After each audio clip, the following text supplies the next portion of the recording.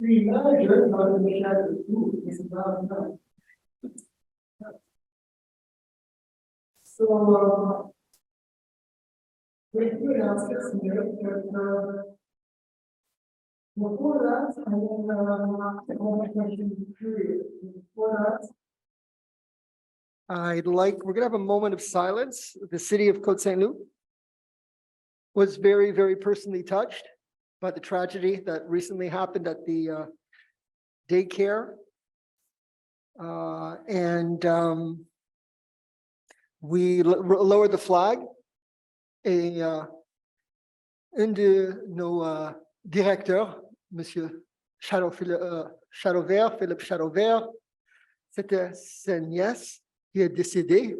Une des enfants qui est décédée était son nièce Maëva. Elle était 5 ans. Et je ne sais pas si on a une photo, c'était dans le journal de Montréal et la presse aujourd'hui, une lettre de ses parents. Et je vais le lire. Et après ça, on va avoir une lettre, un moment de silence. We'll have a moment of silence for the 2 individuals that died and those that were severely hurt. And we pray for their speedy and full recovery. So the parents of Maëva David wrote the following. Chère Maëva,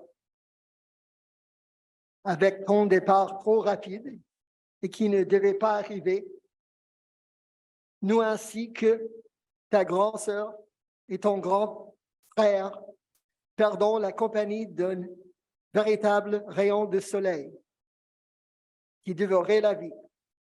Débordant d'énergie, il passait par moments plus de temps dans les airs que sur le sol. Lors de ses déplacements, tout étant capable d'une attention et d'un calme profond lors de ses activités. Les journées selon elle et sa compagnie étaient trop géniales. Comme elle le savait si bien le dire. Elle était capable de tout, outilée de ses aptitudes physiques hors normes et de sa vivacité d'esprit déroutante. Elle avait toujours le mot pour faire rire ou pour faire réagir. Sa garderie était pour elle un véritable milieu de vie où elle adorait se rendre pour jouer avec ses amis.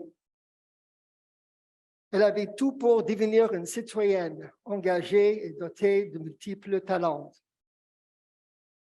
Elle continuera de briller à sa manière par ce qu'elle nous a appris au jour le jour, par les souvenirs indéniables qu'elle nous lègue, ainsi que par les leçons tirées de l'environnement innommable qui aura fait arrêter son petit cœur, mais qui ne l'empêchera pas de demeurer toute petite étoile filante pour toujours.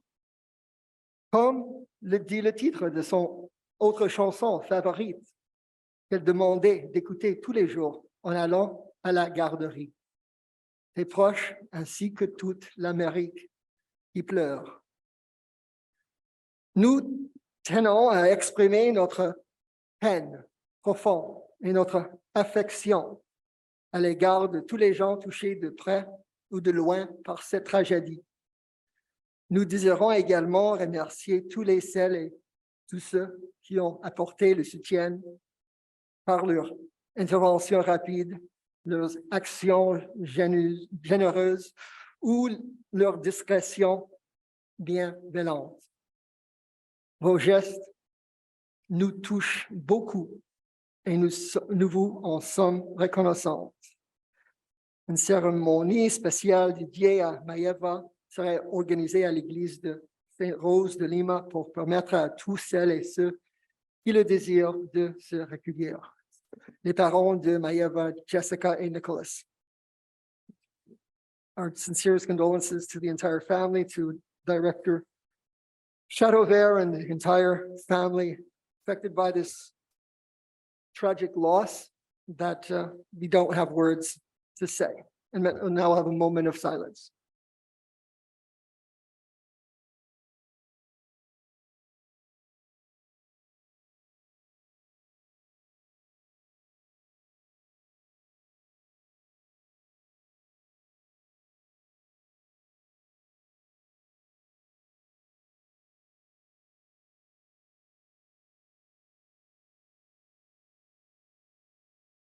Thank you.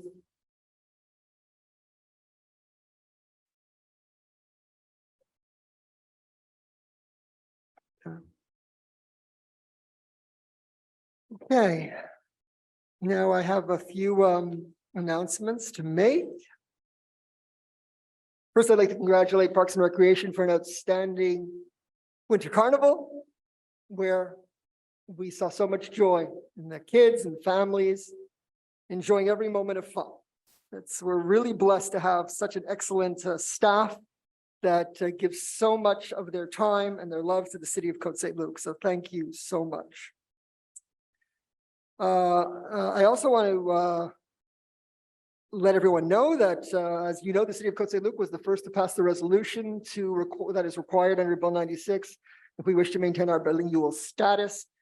And there were 48 municipalities that had mother tongue as on the last census, under 50%, and were required to pass that resolution. Most passed them on a very timely basis.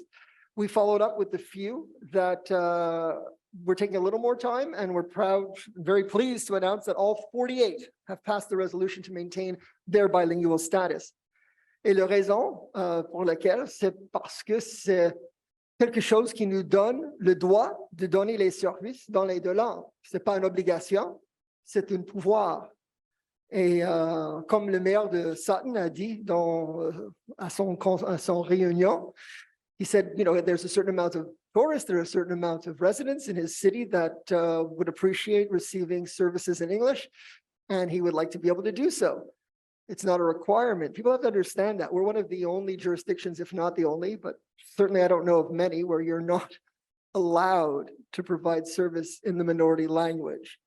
Bilingual cities have the right to provide services in bilingual cities, and we're very happy that all 48 have passed resolutions to continue to have that privilege. Here it's a privilege. So that's that news on that. I'm also encouraging individuals on a similar topic, dealing with the Gazette. I don't know if everybody's aware, but right now Post Media is reducing they're laying off staff, and at the Gazette the plan is to lay off 10 out of 40 journalists, which is 25%. Well, in other papers they're laying off 11%.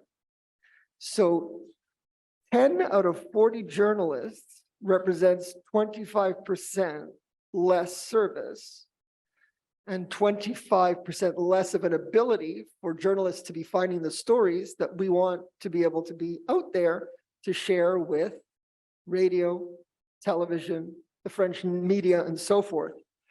So there is a petition right now. It's getting a lot of signatures, a lot of people you'll know. You just go to, and please do go and sign that petition. It's change.org. Change.org is where you'll find the petition. I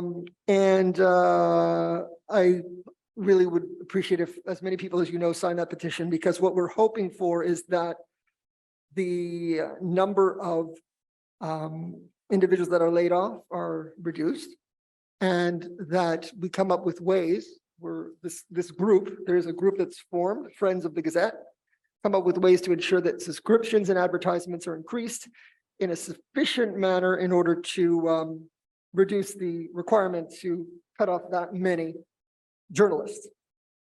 So issues like Bill 96 and Bill 21 and all these other bills and all these other issues of importance to the English community, we need to have access to journalists who want to find the true facts. It's nice saying you want things on the internet and that you can get your information on the internet, but journalists go to school to provide facts as they are, not, the internet where people interpret stories in different ways that might not be accurate. We really need good qualified journalism to provide us with the facts of what's going on in Quebec. Okay, that was the next one. And then, let's see, there was a lot of stuff today. And then we have, I think, the next thing I just wanted to say. We had a very, very nice event downstairs. I'm going to pass it to Councillor Cohen in a minute, but I just want to mention that, we had a very nice event downstairs just prior to the council meeting. Dr. Sarah Abenheim, welcome. She's an emergency physician at Jewish General Hospital and a graduate from McGill University. And aside from patient care and emergency department, Dr. Abenheim teaches medical students and residents how to become compassionate, knowledgeable physicians.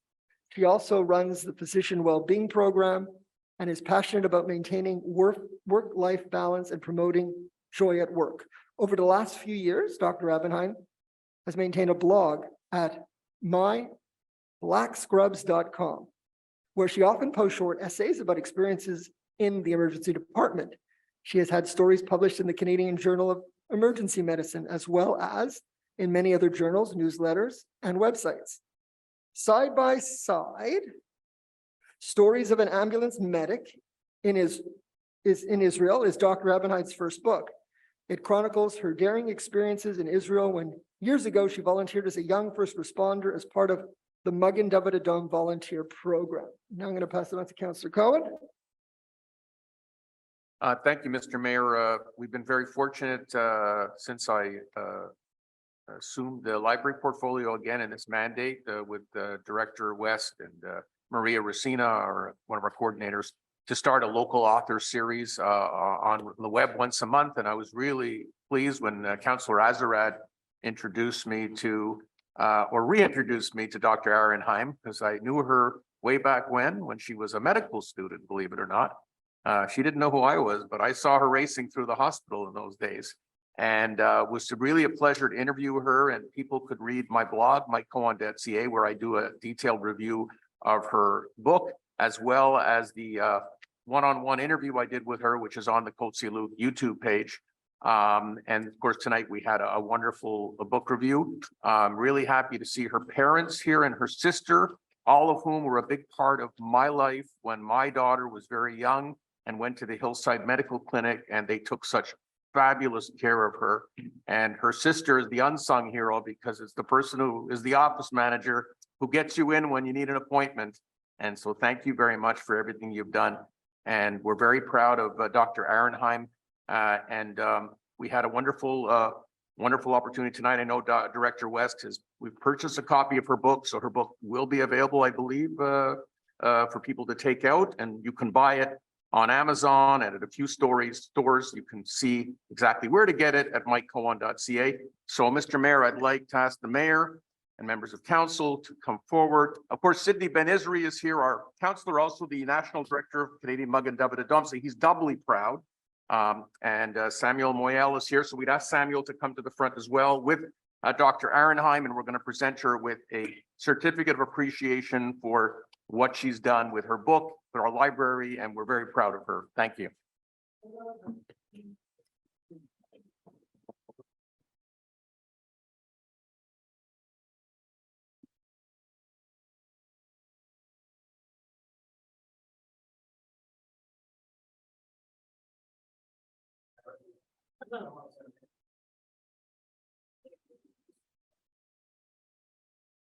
The one thing I'd really like to say, besides thanking everybody for this tonight, is part of why I wrote this book is really to emphasize the work of the healers in our society, especially Magenda Vida Dome and the volunteers that work there, but also the volunteers in our town, Côte Saint-Luc EMS, and the workers at Urgence Santé and all the healthcare workers who really give of themselves every day, put their lives on the line to help others. So without them, I wouldn't have written this book. So thank you to all of you. Appreciate it. Thank you.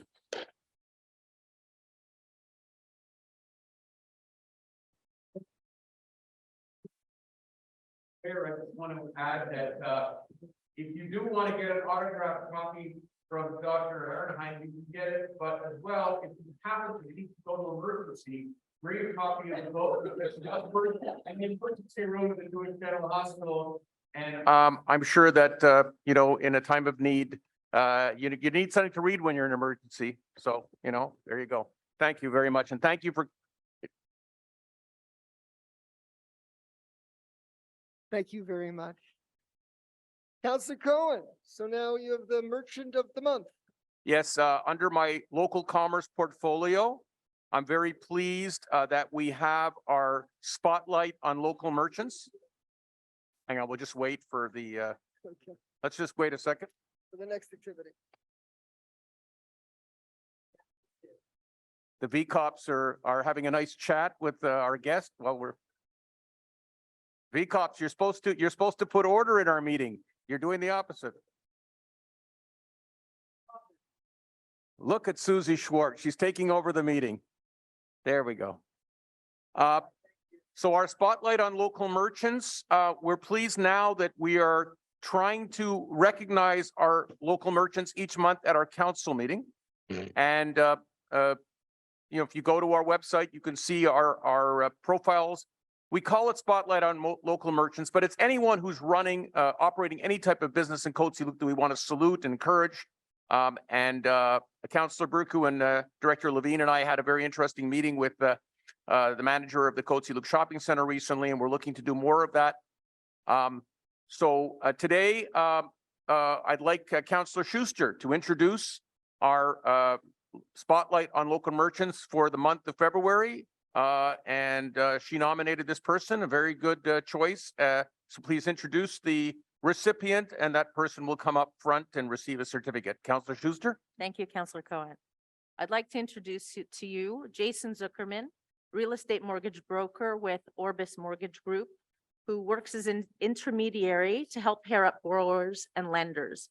At a time when cost increases are top of mind for us all, knowing that our residents can support a fellow Côte Saint-Lucer and save money by doing so made Jason Zuckerman my choice for February's Merchant of the Month. I know Jason to deliver excellent customer service to all his clients. He's able to hold his clients' hands when they need him and offers them a one-stop shop to find excellent mortgage rates and financial advice. And to top it off, that Jason also serves his community by donating a portion of his commission to local charity. Jason, please stand. And someone. Yeah, certificate, we're going to bring it down. And Council, can you bring it down?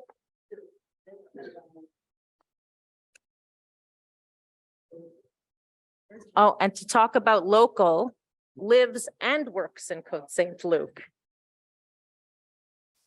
What's the mortgage rate Okay. All right. Now we get down to some business, which is adoption of the agenda. Councillor Burku. We just adopt the agenda, and Councillor Ministry, if you second it. So moved, Mr. Mayor. Seconded by Councillor Ministry. Thank you. Mr. Mayor? Yep. If I can just clarify for the record, the adoption of our agenda will comprise of a clerical amendment in item 9C, where we clarified that the employee in question works at the Eleanor London Côte Saint-Luc Public Library. And also under other business, our city clerk will table the certificate of results from the various loan bylaws numbers, I believe it's 2605 to 2611, 2605 to 2611, and that we will do under other business, and that will be contained within our agenda this evening. Thank you. Sure. And now we're going to move on to question period. I'm going to remind our residents, those listening and those that are here, that you are able to answer questions in three ways. If you're here in public, we take your questions first. The second questions are those that are sent in writing. And the third are those that wish to still stay home but ask their question live via Zoom. And we are now allowing people to choose whether they want to wear their mask or not at the council room, similarly to everywhere else in the city. But we're maintaining the ability for those who feel more comfortable to ask their questions from home or to send them in writing. The reason for that and the reason why we had masks for longer in the council chamber than in the rest of the city was because we want everybody to feel comfortable participating in the democratic process. So you will be able to still ask your questions from home, in writing or live. Bram Schuster.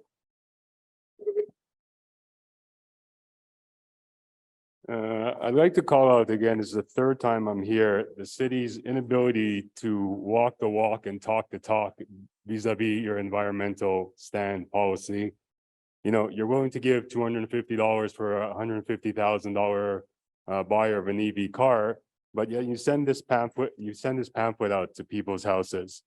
You sent the tax bill, and a week later, under separate mailing, you sent a budget. Did it never cross anybody's mind to put this in here and send it under one mailing? Is that beyond the scope of somebody who's responsible to do this? Second of all, I took the liberty, since I've been here on numerous occasions and never got an answer. The only answer I get is that, Mr. Mayor, your mother has a flip phone still. Mr. Ederly, in terms of a percentage of $70 million budget, and then a random counselor will chime in that Rome wasn't built in a day. So what I did is I took the information that was on here, I put it on this. This would actually be the size of a postcard. I did the English, I didn't feel like doing the French. There's only so much I'm willing to do for free. So there's 8 copies here. If you'd like to look it over and ask me any questions. So I think in 2022, when this was done, this is the way it should be sent out. So it should be sent out in the postcard. It basically has a website. You put your address. As soon as you put your address, it tells you when your pickup is. So you don't have to look at a map. You don't have to find yourself on a map on all these pages of paper that are sent to your house. Everything is here. Attached to this, you have videos. It has feedback to ask people about their experience. Did you like the way it is? It even tells you that we're all doing this in an effort to reduce costs and our environmental impact. We have chosen to convey the information in message. Would you please, we'd appreciate your feedback about your experience with this. There's a quirky code. This is the way things are done in 2022. Why it's not done here, consistently it's not done here. It's just unbelievable to me. If the person who made this decision was working at any other business, they would be out of business. This is a job from somebody who maybe been working here 20 years, still working the same way as 20 years ago. So here's the copies if you want to see it. There's 7 copies. That's good. And I actually, what I did is I actually timed it with a 20-year-old, a 90-year-old, and a 45-year-old, finding your address here on the map versus finding mine where you enter your address and it tells you the days. So in terms of getting the message across more effectively, more efficiently, I have the data if you want to see that. Okay, thank you, Mr. Schuster. I was going to ask you to deposit it with the city clerk, but you'll make sure that it's deposited in the record. And Mr. Levine, who's our communications director, and you're the appropriate person that has it anyway. Our city councilor responsible for the environment, Councillor. Thank you, Mr. Mayor. So, I mean, I would say Mr. Schuster's on the right track. I would say that's the direction we're going in. I'll share a few things. But can you answer? no, no. I asked the question. Can you answer my question directly? No. Excuse me. One person at a time. my You turn. speak. Now he speaks. So I will explain. So first, the direction we're going is that residents will have access to an app. There's an app that everyone can get on their phone, and it tells them what day of the week. The reality, I hate to say it, is only a few hundred people have downloaded. I was actually trying to figure out the exact number, but I'm saying the reality is only a few hundred people have downloaded the app. In a perfect world, if we had 15,000 people or 10,000 people that had downloaded the app, we wouldn't have had to send out the flyer because everyone would have gotten a notification on their app telling them, hey, these are your days. But it's a good point. Like I said, in a perfect world, everyone would download the app. We put up signs at the corners about the app. We encourage people to do it. We're not there yet. But I'm saying that is the direction. In terms of the flyer, it's a good point. I know what you're talking about. These I could speak to more closely because I was involved in the production of both of these. So the difference is this document is part of the tax bill. This goes only to residents who are taxpayers. So in Côte Saint-Luc, we have, and I'm just going to try to make sure I get this right. We have about 15,000 units. About half of those units, actually, I would say even less, probably about 6,000 units are taxpayers. So those are people who own homes. Those are people who own condos, own duplexes. So there's about 6,000. So less than half of them are taxpayers.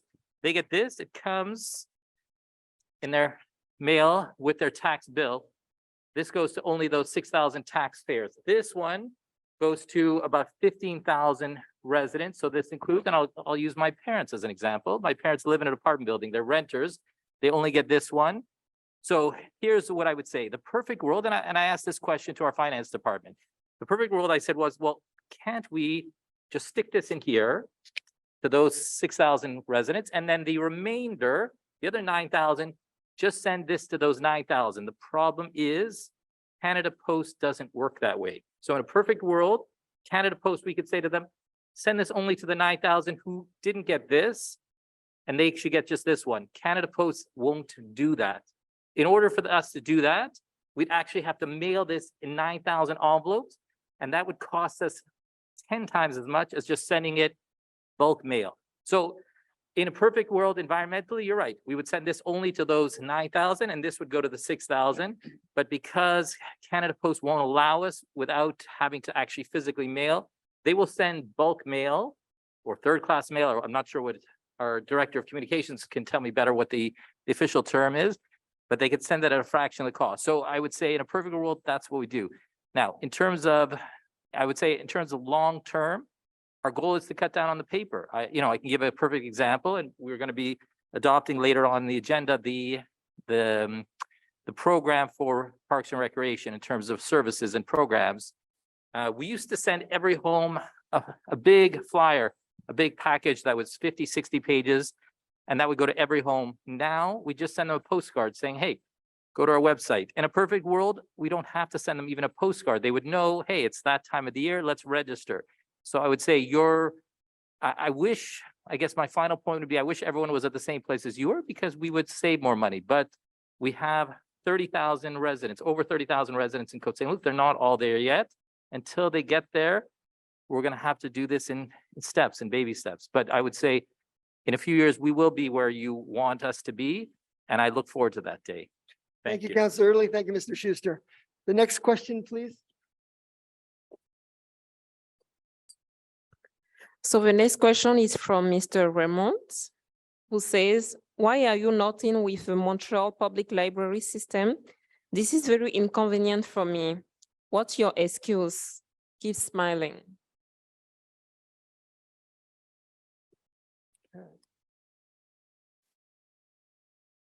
This was the library. Raymond. Right, yeah, just keep smiling. Okay. All right. Okay. So we looked at 5550 Queen Mary, and it seems like you're at a certain part of the city where you're a little further apart, away from the Côte Saint-Luc Public Library, which makes it more difficult to you. But we are a demerged city, which means that we're not part of other library systems. But we do provide access to our ebooks, which are online, and also home library service delivery if you need a book delivered to your home and you're unable due to illness or incapacitation to come to the Côte Saint-Luc Public Library. And to do so, you can call 485-6900 extension 4208, and books will be delivered to your home. Yeah, we are an independent city, so we're not part of the library system outside of Côte Saint-Luc. We have one of the best libraries, and everybody would love to be a member. And we do provide the ability for individuals outside of our city who don't pay taxes to pay, I think, 120, or is it 120 or 150?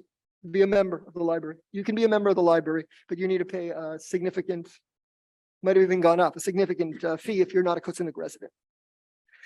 Okay, merci. La prochaine question. The next question is from Ms. Fernanda Keno about property taxes. On January 18, I sent an email to city following the instruction on the city's website if one didn't agree with the current assessment. It said, last year, I paid the property taxes based on an evaluation of $545,900. The new evaluation is $807,900. A $262,000 increase, almost 48%. I bought my house in 2015 before price in Côte Saint-Luc. The increase in the market value does not reflect inflation, raise in wages, or increase in city costs. Even if it is divided in 3 years, it is still considerably above what we can accept to pay in property taxes. What is the solution? Of course, I never received not even a message of acknowledgement. Well, first of all, we're going to look into investigate why no response was given. That's unusual. And our city treasurer can call you tomorrow if needed, but this is the response that I can give at this time. Evaluations are not done by the city of Côte Saint-Luc. They're done by the City of Montreal Evaluation Service. So we have no control over the evaluations. They're based on sales of similar homes in the neighborhood. And there is a contestation process. However, you have to realize that your tax increase is partially a result of your evaluation, but not at the 48%. The tax increase this year was 5.95% based on the average family home, but as yours is above average, your increase appears to be around 8.8%, which is significant. You can contest. I'm in a similar situation. I did the research to see if I could contest. And what I found in my particular home is that when the service, the City of Montreal's department does their evaluations of homes based on sales, they ensure that their evaluations are just slightly below. So if you have a 48%, it's likely that houses sold in your equivalent homes sold maybe 1 or 2% or 3% higher, and yours is at 48%. But that might not be the case. That's the case for me. So I'm not going to contest it. But you can do that research and see if it's worthwhile contesting your evaluation. And if you need more information, just let us know. You have our contact information, and we will have the city treasurer talk to you personally. The next question was from Norman Saveman, but the issue has already been addressed, so it's moot. It's about masks being optional in the council chamber, which is now the case. The next question, Shelley Rothman Benheim. So the next question is, usually I write to congratulate you on the successful event in Côte Saint-Luc, but unfortunately, that is not the case for this year's Winter Carnival, which was marked by overcrowding and extremely long lineups, ranging from half an hour to even an hour. This does not make for a pleasant afternoon. Everywhere we went, we heard people complaining about the long lineups. One solution, as my husband suggests, is to limit the Winter Carnival to just residents of Côte Saint-Luc or just Côte Saint-Luc, Hempstead, and Montreal West. One way to do this is to not put an ad in the Suburban next year, or even mention it in the around town section, but rather just send a flyer to all the households in Côte Saint-Luc. I would really like to do the dog sled rides one of these years without having to wait up to an hour. Thanks for your kind consideration to this matter. The lineup for La Tire Maple Taffy on Snow went relatively quickly and was really delicious. Okay. All right. So thank you for your question. With success comes people, and they love. I'm very proud that our city carnival is our winter carnival is such a success. The city of Côte Saint-Luc is a welcoming place. We would never want to send out the message to neighboring municipalities and residents from anywhere on the island of Montreal or beyond that they are not welcome at our events. Canada Day, Winter Carnival, anything that we do in our city using our public swimming pool, whatever they wish to do, they are welcome. Maybe they have to pay a fee at certain activities, some others are free, but they're welcome. What we can look into and what we discussed when we received your email is the possibility of finding, a budget that would allow for more horse and calèches, perhaps, maybe more dog sleds, so that we could provide quicker service for individuals standing in line. If you have, instead of 2 dog sleds, you have 6, or instead of 1 calèche ride, you have 4. That could shorten the lines. But it's a question of budget, but it's something that we might look into. It's nice to see that those activities were so popular. So maybe we should invest more money in them. But thank you for your comments. Okay, so the next thing would be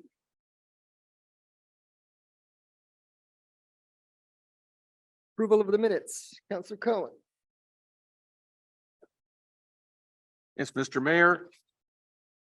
I so move that the minutes from the regular council meeting of January 16th, 2023 be approved. Moved by Councillor Cohen, seconded by Councillor Azarad. Any discussion? All in favor? Carried unanimously. Any business arising? No government correspondence. So we move to the departmental reports. Councillor Azarad. Thank you, Mr. Mayor. Monthly report submitted for January 2023 be and hereby approved as draft. Moved by Councillor Azarad, seconded by Councillor Sabag. Any discussion? Who goes first? Councillor Schuster. Thank you, Mr. Mayor. I'd like to share just a few highlights from recreation. Programming for the winter session began on January 7th and is now in full swing. It's going very well. Hockey Day took place on Sunday, February 5th, with teams of all age groups and genders taking part in exhibition games all throughout the weekend. I was on hand with the mayor to drop the puck for the girls' game, and other councillors made appearances as well. Also to note, at the arena, the Pro Shop has opened its doors again, and the public can now rent skates, helmets, and walkers and get their skates sharpened during the public skating times at the arena. The Figure Skating Club kicked off its 2023 season with a regional competition at Lac Saint Louis, where a few of our young skaters got the chance to participate. Our figure skaters were a beautiful feature as part of Winter Carnival as well, which many people enjoyed seeing the figure skater exhibition. And just to mention again, our Winter Carnival returned to Trudeau Park after a long hiatus during the COVID pandemic. And I think that's one of the reasons why also the crowds really came out, because everybody missed having fun outdoors, participating in the snow games, and seeing the ice sculptures and the mascots, and everybody enjoyed the sweet treats and hot chocolate. Exciting news from the Dramatic Society. The Dramatic Society is gearing up for its first full book show since the start of the pandemic. Rehearsals begin this week for the satiric musical called Something Rotten, and it will mark the Quebec premiere of this Broadway smash that pokes fun at Shakespeare. The show is slated to preview on May 25th and run until June 11th. Coming up, we have 3 fun-filled weeks of spring break activities because the different schools are breaking at the different times in March and February this year. So the weeks of activities will begin February 20th and go until March 12th. And this includes anything from extra skating times, mad science, bricks for kids, and you can look for more details on the Côte Saint-Luc website and on the Parks and Recreation Facebook and Instagram profiles. As always, I'd like to take a moment to thank Recreation Director Cornelia Ziga and her hardworking team, as well as our volunteers, all of whom help keep Côte Saint-Luc residents active and entertained. And I just want to wish all our residents a happy Valentine's Day and a happy Black History Month as well. Thank you, Councillor Schuster. Councillor Lee. Thank you, Mr. Mayor. I'll start on the finance side. Just a reminder to residents, the first installment for their property tax is due on February 23rd, the second one on May 25th. And I've reminded residents of this in the past. If you do it through online payment, my recommendation is to do it a day or two before, because sometimes just the processing takes time going from one bank to the other. So again, we recommend doing it a day or two before the February 23rd deadline, just to ensure there's no late charges. Just to share we're still working and finalizing the numbers from the 2022 end of year, but I'll share on the positive front, in terms of transfer duty or welcome tax, 2022 was a record year. We hit just about $7.8 million. Our original budget for this line item was 4 million. Our original estimate was 4 million. We moved it to 6.8, and again, we were about $1 million over that. We're still working on the final numbers for 2022, and I'll have more to share on this at the upcoming meetings. Switching to VCOP, I want to take a moment to thank our VCOP volunteers who are here. Yesterday, I had the opportunity to attend the Winter Carnival, and I think there were about a dozen volunteers from VCOP there who were helping residents in terms of directing them where to go, and in terms of crowd control, of course, along with we had public security and EMS there as well. On to the environment front, I want to share a few statistics. I just received actually some of these numbers from Beatrice Newman, our Director of Public Works, just today. So we get a few different grants, but I'll highlight two different grants from the provincial government. One is called the Grant for Redevance. So this is money from the Ministry of Environment, and it's calculated based on performance compared to other cities in terms of diverting waste from landfill. So if I compared it in 2019, we got about 411,000. In 2022, we received $537,500, so an increase of 31%, or over 100,000 more. And if we compare the amount we got from Québec, and again, this is more on the comparing our diversion in terms of recycling. In 2019, we got just over $220,000. And in 2022, we got $328,275. So an increase of approximately 49%, and again, about 100,000 more. So that's $200,000 more in total from the provincial government in terms of our performance on the environment. I'll share some good and some where we need to work on. In terms of the waste generated per resident per year in Côte Saint-Luc. So the average Côte Saint-Lucer is disposing 448 kilograms per year. So this is slightly less. So on the positive, it's less than the average for the island, for the agglomeration. On the negative, it's still not at the target we would like, which is the target we hope to achieve by 2025, which is 399 kilograms per year. So we need to bring it down by about 50 kilos per person. And in terms of our diversion rate, the diversion rate is good at 45, but not good enough in that we want to hit the target of 70%. So we still have a ways to go there, but hopefully residents with all the bins they have, and of course, hopefully residents will make sure to put out their waste on the correct day and so on, and we'll continue diverting. And within a few years, we will be able to hit that target of 70% diversion. And that's it for me for today. Thank you, Mr. Mayor. Thank you. Councillor Sabag. Thank you, Mr. Mayor. I'm going to be brief. I'm not going to lie, it's been a rough beginning of year for public safety. I want to echo what the mayor said about Maeva. David, tragic news. I think every school in Côte Saint-Luc, every Jewish school in Côte Saint-Luc has bollards.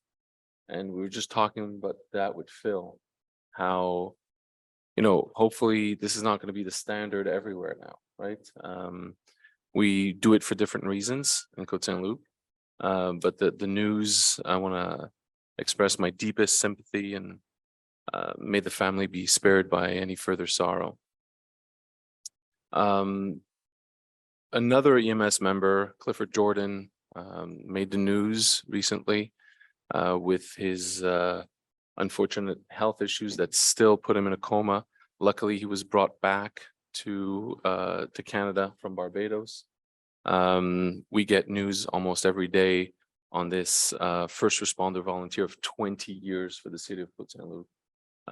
Quite commendable, and hopefully one day he'll be able to come here and receive the honor that he deserves for his efforts and for everything that he's been through. So I want to thank Eddie Afram, who's been kind of heading this effort, and Joy Rogers as well, who's been tremendous in keeping the EMS family updated on Clifford Jordan.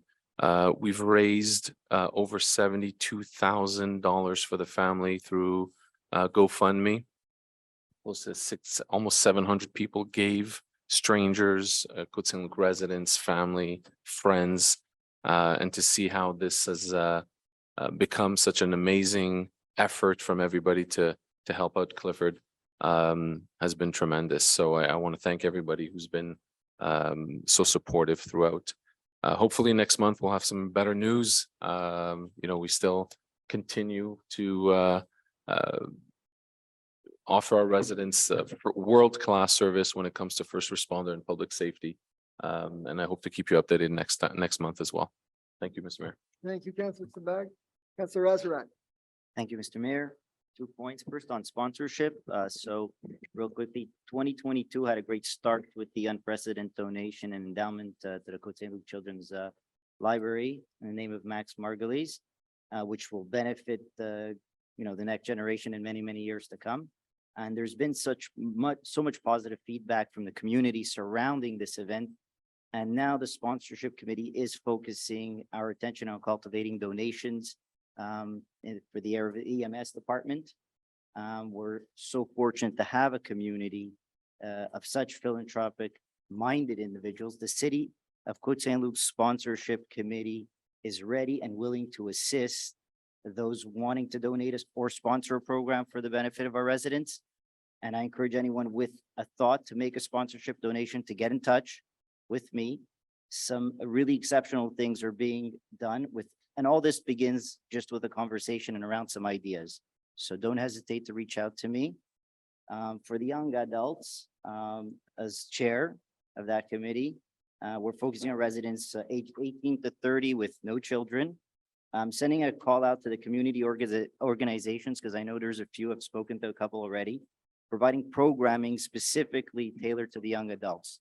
So our committee is a means by which to get this kind of programming can be expanded to reach that age demographic across the entire city and to help ensure that the needs are being met and identified and served. So if you're part of such an organization or aware of an organization or an individual doing this type of work, please reach out to me either by email, lazarad@cotesaintluc.org, or just leave a message for me at City Hall. Thank you, Mr. Mayor. Thank you, Councillor Azarad. Councillor Cohen. Thank you, Mr. Mayor. We're doing a lot of posting on Instagram through Darryl Levine, and our handle is Côte Saint-Luc QC because there's a squatter, that's what we call them, someone who has the Côte Saint-Luc branding, and Director Levine has been unable to get a response from them. It's unfortunate when people do this. I think that happened to us many years ago when we started our website and someone had cotesaintluc.ca, so we went with .org, and it's too bad. It's too bad. Maybe we'll get our new Director of Legal Affairs to look into it.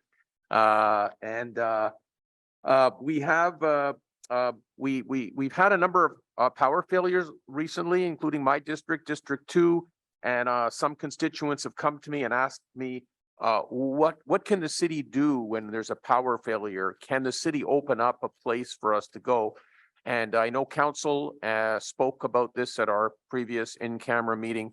We spoke to senior management, and of course their comment was it's not really feasible for every time there's a power failure to open up a place 24/7. I experienced it myself. I've experienced, I think, 3 power failures in the last 2 weeks. And, there are places, fortunately, a year ago when we were experiencing power failures, there was nowhere to go because everything was locked down due to COVID. So now you can go to the library during library hours. You can go to the ACC 7 days a week. until late in the evening. And you can go to the movie theaters, the Warm movie theaters at the Cartier Cavendish. You can go to the Côte Saint-Luc Shopping Center because they stay open late because of Domino's. You can go to internet cafes. So I know it's not ideal. Obviously, if people are displaced, if we have an emergency like years ago when we had the ice storm, there were, I think some of you, Councillor Burku and Mayor Brownstein were there in those days, and you had refuge for people, and they opened up the ACC, and they had the gym, and they had cots. So, you know, we're there for people when they really have no place to go. But I would recommend people look at the places we do have. You don't have to sit in a cold house during the day, you know, if you have no power.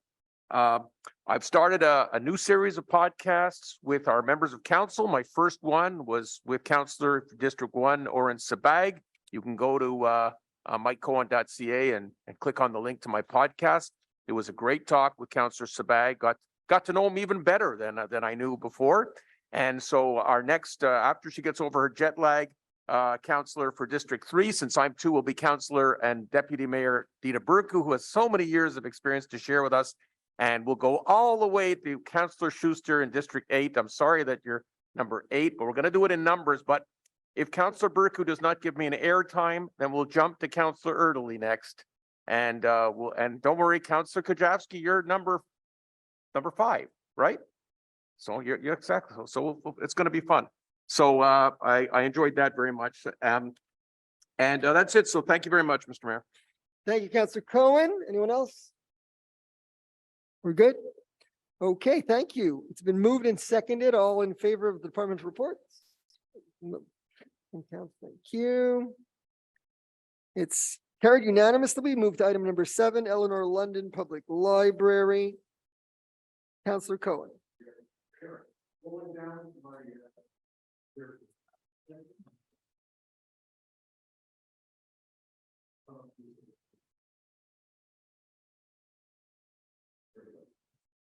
All right, so going to the first item is the Anton Tensionality Lala. And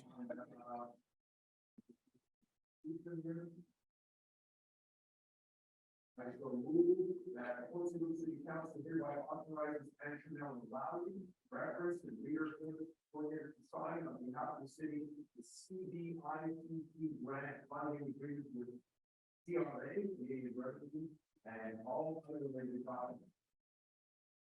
Moved by Councillor Cohen, seconded by Councillor Razarat. Any discussion? Yes, Mr. Mayor.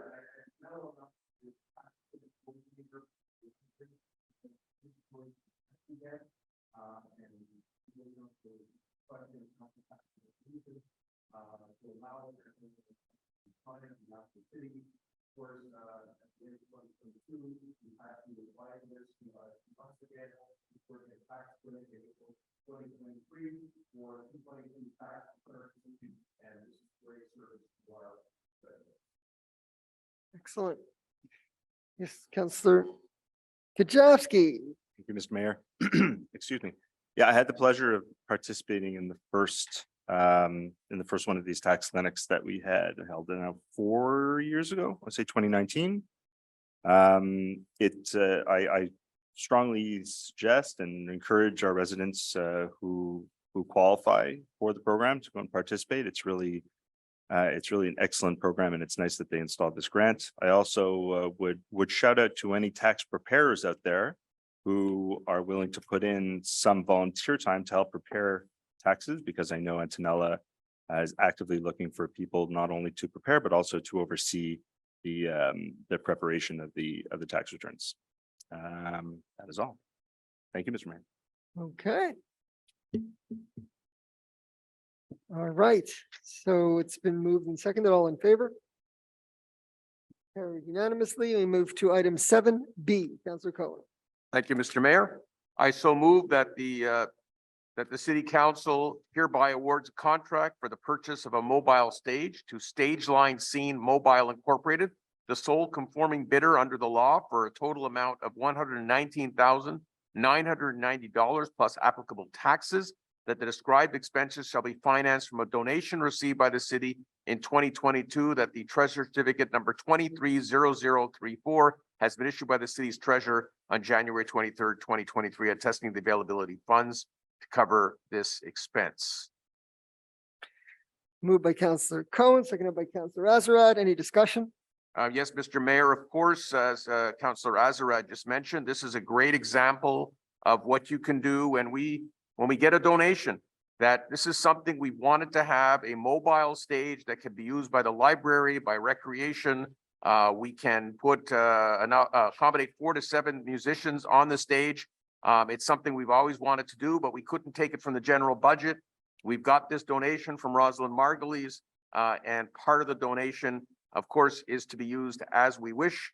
And we are going to be using a part of this money to purchase this stage. It's going to be a great investment because when you think of what we pay to rent stages on an annual basis, this one we will own. It's mobile. It could move from the back of the library to the Wager Field for Canada Day, to all kinds of places, probably to all kinds of different parks. So very excited about this. And as I said, I'm looking forward to more great news from Councillor Azarad, where we get more dollars brought into the city that can cover issues that are not in our regular budget. Thank you, Councillor Cohen. So that's been moved and seconded. All in favor? Carried unanimously. We move to item C, Councillor Cohen. Thank you, Mr. Mayor. Let me just get to this item here. Okay, I so move that council hereby authorizes the city to request a grant for financial aid from the ministry under the program called Project Support for the projects related to collection, development, and autonomous public libraries for the budget year 2023-2024. That Janine West, Library Director, or in her absence, Lisa Milner, Manager of Administrative and Support Services, be and are hereby authorized to sign all documents related to this request, including the collection, development, policy, and in particular, the agreement to be signed with the ministry. That the council confirms that it will auto-finance the budgeted amount for the acquisition of documents for 2023, which will include the amount allotted from the grant that will be given by the ministry. That said resolution shall be accepted for immediate action. Moved by Councillor Cohen, seconded by Councillor Azarad. Any discussion? That's clear, Councillor Cohen? Yes, I think it's very straightforward. Thank you. Very good. All in favor? Carried unanimously. We move to item 5, Financial and Information Technology Services. Councillor Italy. Thank you, Mr. Mayor. Maybe I'll read the first whereas, just to give the, just so the bylaws are mentioned. And then I'll go to the resolution. Whereas in accordance with the following borrowing bylaws and for the amounts indicated for each of them, the city of Côte Saint-Luc wishes to issue as a series of bonds, one bond per maturity date for a total amount of $1,034,000 to be issued on February 22nd, 2023 and distributed as follows. Loan bylaw 2264, 94,000, 2265, also 94,000, 2269, 99,600 and 2274. $746,400 for a total amount of $1,034,000. Be it resolved that the loan bylaws mentioned in the first paragraph of the preamble be financed by bonds in accordance with the following conditions. The bonds be dated February 22nd, 2023. Interest will be payable semi-annually on February 22nd and August 22nd of each year. The bonds shall be signed by the mayor and the city treasurer. The bonds as to the capital will be repaid as follows. In 2024, 101,400. In 2025, 106,600. In 2026, 111,800. In 2027, 117,200. In 2028, 123,100, and which will be paid off for a portion. And then also in 2028 to renew is 473,900. And that with regard to the annual capital amortization schedules for 2029 and subsequent years, the future of the following loan bylaw 2269 and 2274 be shorter than the one originally set, i.e. for a term of 5 years as of February 22nd, 2023. Instead of the terms prescribed for said amortization, each subsequent issue being for the balance or part of the balance due on the loan. Moved by Councillor Early, seconded by Councillor Burku. Any discussion? Go ahead. So I'll give some background. This is related to 4 bonds that go back to 2007. So 2 of them are coming up in 2028. So they're basically 5 more years. and 2 of them have 10 more years. And the analogy I've given before is just like for your home mortgage. Many people have, let's say, a 25-year or 20-year amortization, but every 5 years they renew their mortgage with a fixed rate. So that is something the city is doing. We'll find out that rate in about 10 days from now. We hope that it's going to be a good rate. We're crossing our fingers in terms of interest rates. But basically 2 of the bylaws are related, I'll go through them bylaws really quick. The first one is related to playground equipment. So that's bylaw 2264, and this was for some work done in 2007 at Alan J. Levine Playground and McDowell Park. The next one, bylaw 2265, was for the placement of street signs. So it's our beautiful street signs that we have throughout the city of Côte Saint-Luc that still look brand new. Bylaws 2269 and 2274 are to do with road repair and sidewalks. And some of the streets done in 2007 included stretches of Kingsley, Midway, Smart, Rembrandt, and Centennial. And again, we're hoping that we're going to get a good rate, and I will give an update in terms of the rates at the upcoming council meeting in March. Thank you. Thank you, Councillor Erdely. So it's been moved and seconded. All in favor? Carried unanimously. We move to item B, Councillor Erdely. So for B, I believe it'll be maybe the treasurer who will table this on behalf of the city Right. manager who will table it on behalf of the treasurer. Right. Thank you very much, Councillor Erdely. I just want to confirm to everyone that pursuant to Article 31.5.5 of the law, I'm hereby confirming that the city treasurer has indeed tabled the list of reimbursement of councillor research and support expenses for 2022, and the amount that is total on this list is $0. Thank you. Thank you, Maitre Schechter. Okay. And the next one is C. Thank you, Mr. Mayor. Be it resolved that the Côte Saint-Luc City Council approves the attached list of disbursements for the period of January 1st, 2023 to January 31st, 2023 for a total amount of $5,021,890.03 in Canadian funds, and that Treasurer Certificate number 23-0041 dated February 2nd, 2023 has been issued by the City Treasurer attesting to the availability of funds to cover the described expenses. Moved by Councillor Erdely, seconded by Councillor Berkeley. Any discussion? So it's this month, the disbursements are slightly higher than the average. So I'll share some of the larger disbursements. So we have a payment for Kerwin Park, which is coming along, for our master plan, for some of the work on the baseball field fence, which I noticed at Trudeau Park when I was there. And snow removal, we have our annual payment for our software contract to PG, and payments for our monthly water contract for CMO. And those are some of the larger items on this month's disbursement. Okay, great. So it's been moved and seconded. All in favor? Carried unanimously, and we move to human resources. Okay, 9A, Councillor Sabag. Thank you, Mr. Mayor.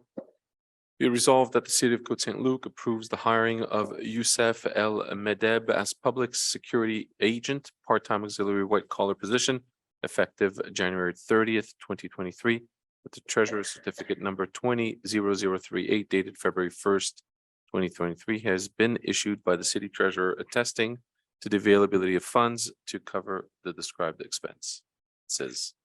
Moved by Councillor Sabag, seconded by Councillor Azarad. Any discussion? Or it speaks for itself? Okay, moved and seconded. All in favor? Carried unanimously. We move to item B, Councillor Schuster. Thank you, Mr. Mayor. Be it resolved that Côte Saint-Luc City Council approves the contract extension of Irene Lahaye as a special events coordinator, full-time supernumerary position, effective January 9th, 2023, that treasurer's certificate number 23-0039 dated February 1st, 2023 has been issued by the city treasurer attesting to the availability of funds to cover the described expenses. Moved by Councillor Schuster. Seconded, Any seconded by Councillor Kajewski. Any discussion? Just that Irene LaHaye joined us after she retired from Hampstead. She's been really exceptional in running some of our special events, and we're glad to keep her on in any way we can. Thank you. Okay, it's been moved and seconded. All in favor? Carried unanimously. Item C, Councillor Cohen.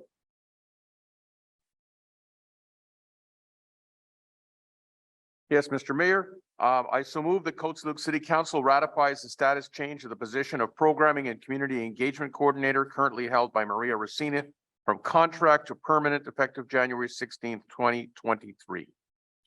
Moved by Councillor Cohen, seconded by Councillor Kajewski. Any discussion? Anything that you wish to say, or it's okay? It's clear, Councillor Cohen? Yep. Okay. Oh, okay, and it's library. Moved and seconded, all in favor?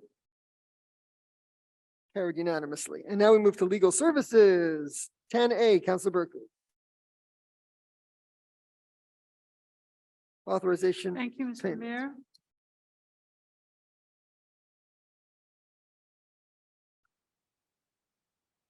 Be it resolved.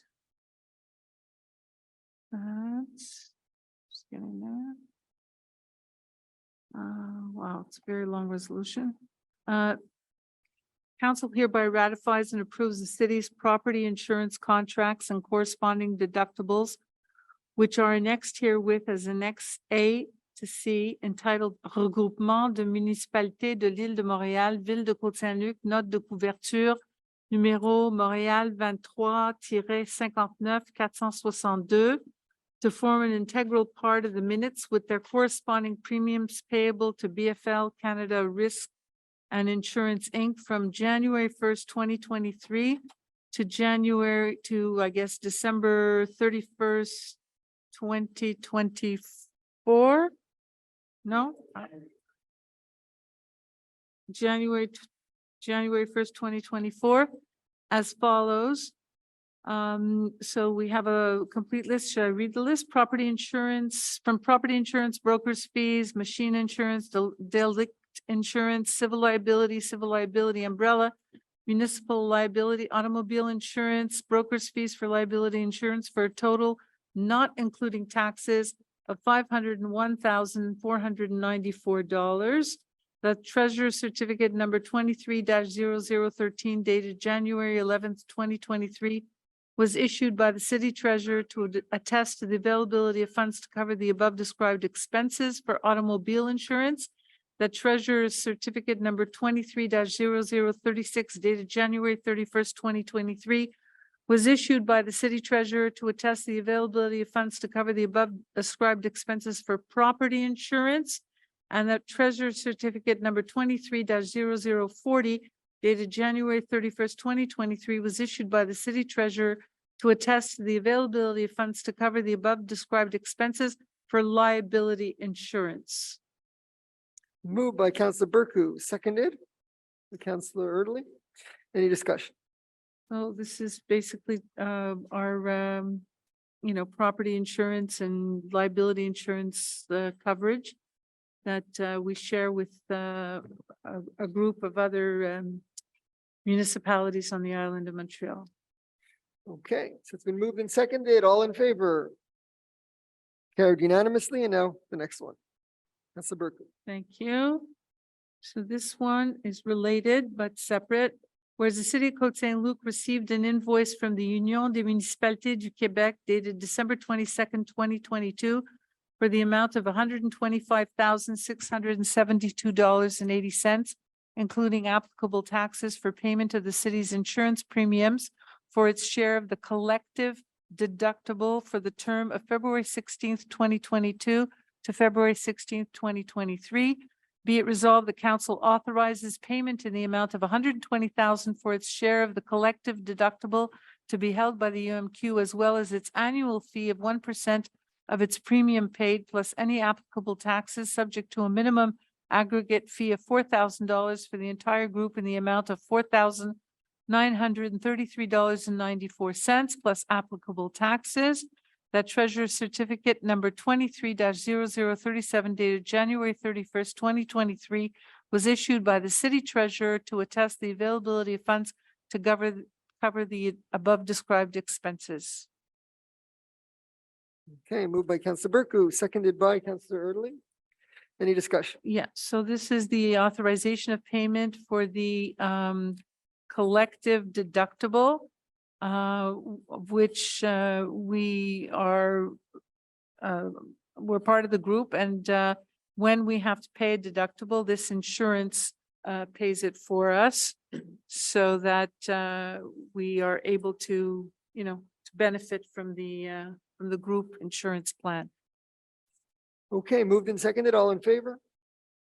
Carried unanimously. We go to C, See, that's not me. authorizing, yeah, he's doing D. Councillor Erdely is going to do D, but I thought you were doing C, which is authorization for the city Okay, sure. manager to sign a document. Sure. This is a good one. Whereas the city of Côte Saint-Luc has received a request from the ministère des Affaires municipales de l'habitation for a letter stating confirmation d'absence de travaux de priorité 1, 2, 3, that the city of Côte Saint-Luc hereby authorizes Jonathan Schechter, city manager, to give effect to said resolution. Okay, moved by Councillor Bercu, seconded by Councillor Erdely. Any discussion on this? Yeah, so this is very good news because we've been doing work on our underground water network for years now.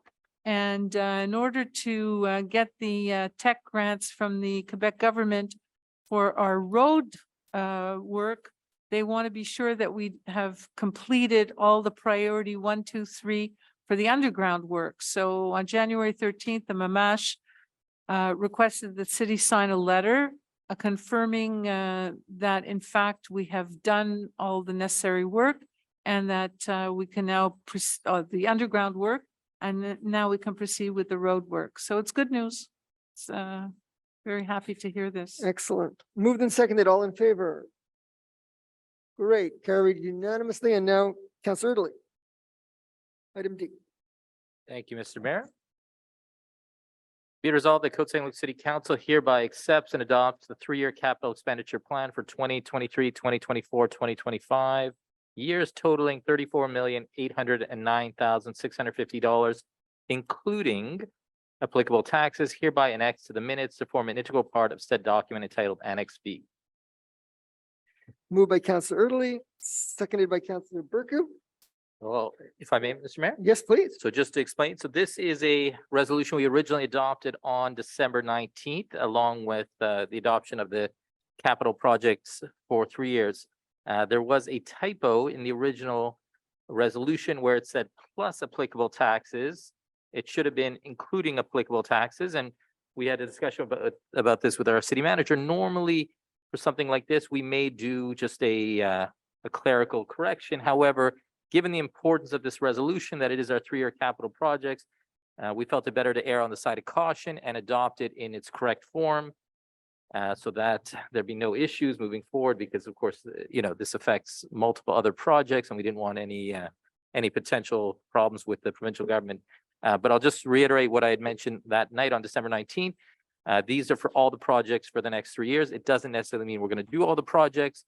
But we have to adopt this just to give us the opportunity. And I'll mention also, generally, we do the projects for 2023, 2024, and 2025. So the second and third year of the 3-year plan are ones we often tweak each year.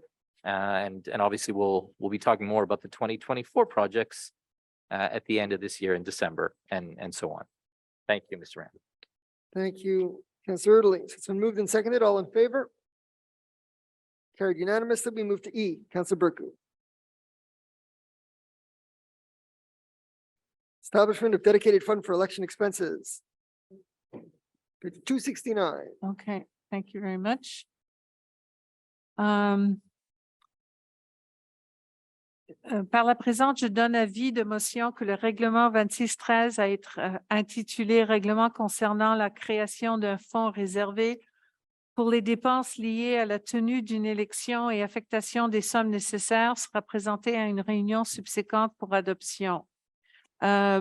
Aussi, je mentionne l'objet et la portée du règlement 2613 à être intitulé Règlement concernant la création d'un fonds réservé pour les dépenses liées à la tenue d'une élection et affectation des sommes nécessaires. Okay, moved by Counselor Berku, seconded. Oh, Not- no, that's a notice of no, motion. It's a notice of motion. But yet the tabling of the draft, in this case, is just a tabling? You could just have to table it. Councillor Berku would now table the draft bylaw. Oh, yeah? Just have to say I Ah, table it. OK, c'est le prochain. OK. Par la présente, je dépose le règlement 2613 intitulé Règlement concernant la création d'un fonds réservé pour les dépenses liées à la tenue d'une élection et affectation des sommes nécessaires. That's it. So it's tabled Perfect. That's it. and that's it. Oui, That's it. OK. c'est simplement pour mentionner l'objet du règlement, Oui, qui est OK. de créer un Un fonds fonds. réservé qui est lié à la tenue d'une élection générale ou partielle. OK. Et comme ça, c'est décortiqué ou divisé en 4 années. Oui, Parce que chaque- 93 000 $ par année. Voilà. OK, Donc, l'objet y était mentionné également. d'accord. So Okay. if it's seconded, I'll just explain. Well, there's no seconded. You did it all, but that's No, fine. no, you have to second the deposit, the draft. No?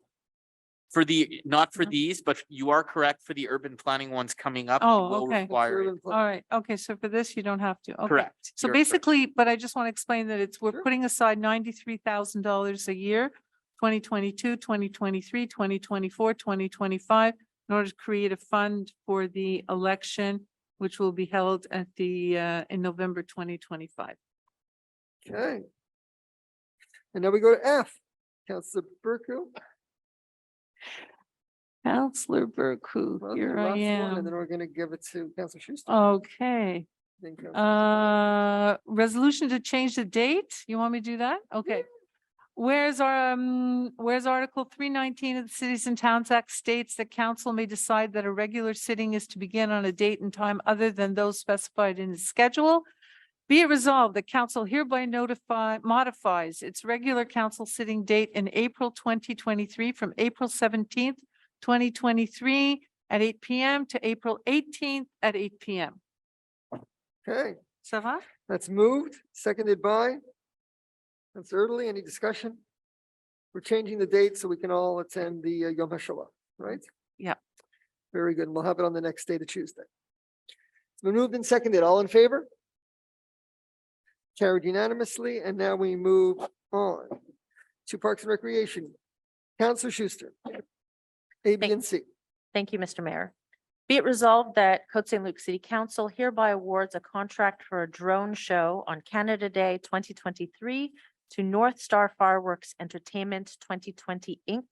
for a total amount of $30,000 plus applicable taxes.